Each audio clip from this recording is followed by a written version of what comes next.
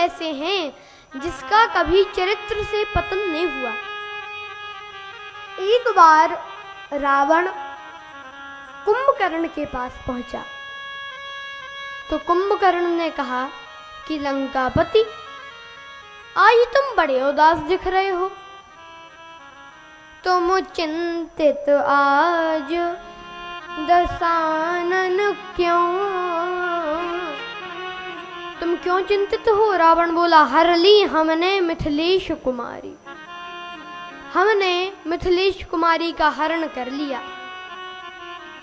कुंभकर्ण बोला, अधिकार किया तुमने उन पर? तुमने उन पर अधिकार किया?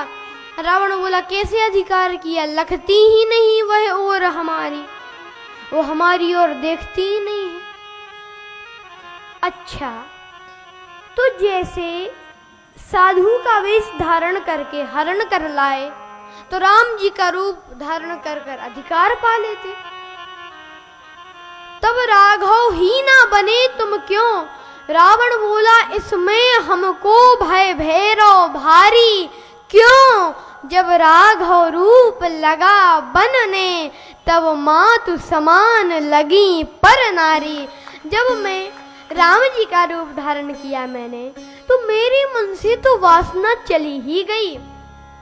मुझे दूसरी की नारी माता के समान दिखने लगी तो बैरव राम बड़ाई करही। राम जी के शत्रु भी उनकी बड़ाई करते हैं।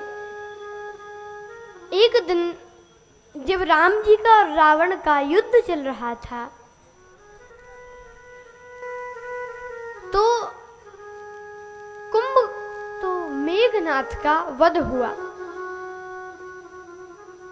तो मेघनाथ की पत्नी सुलोचना रावण के पास आई और कहा कि पिताश्री, अगर आपकी आज्ञा हो तो मैं अपने पति का शव रामादल से ले आऊं।